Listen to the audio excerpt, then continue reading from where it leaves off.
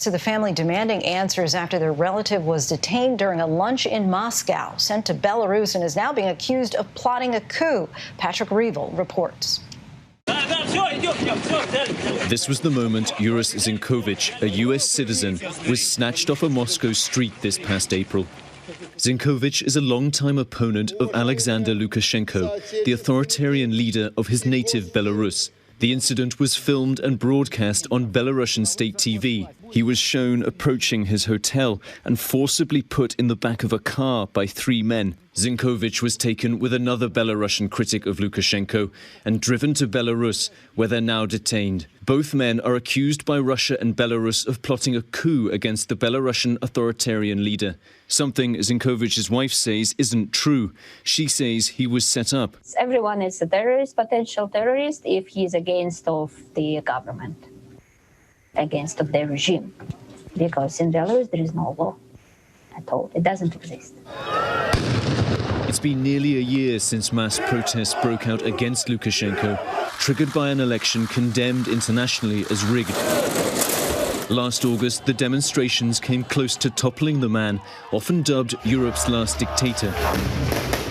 But Lukashenko managed to smother the protests and now is on the offensive, targeting any opposition. Zinkovich is just one of hundreds of critics in jail. He's a U.S. citizen, so you basically kidnapping U.S. citizen in Russia. Lukashenko has tried to paint him as the mastermind of an elaborate American-backed coup. We seized them in Moscow. They were afraid. They flew from the U.S., a group of agents. His last name is Zinkovich. Russia's FSB intelligence agency published this footage from hidden cameras showing Zinkovich in a Moscow restaurant, allegedly discussing the supposed plot to murder Lukashenko and his family. Belarusian state TV also claimed the men were caught plotting in this Zoom call. But Zinkovich's wife, as well as others on that Zoom call, have told ABC the idea he could have orchestrated a coup is ridiculous. They need a story, kind of very loud story. To make a coup, you have to, you have to have a plan. You have to have a financing on that. There should be a lot of people involved. Where is the evidence of all this?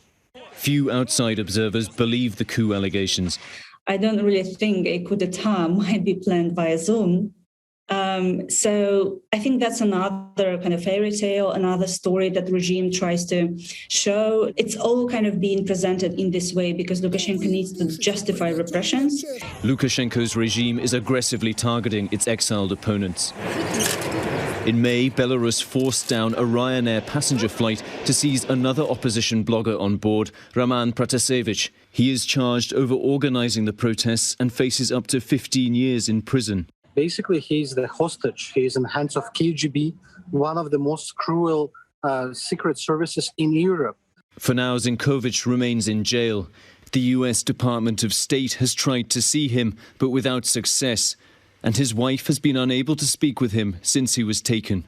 I just want to say him if he see me, so that I love him and I wait for him here, and I will do whatever is possible to release him, to help him. Patrick Reevell for ABC News, Moscow. Hi everyone, George Stephanopoulos here. Thanks for checking out the ABC News YouTube channel. If you'd like to get more videos, show highlights, and watch live event coverage, click on the right over here to subscribe to our channel, and don't forget to download the ABC News app for breaking news alerts. Thanks for watching.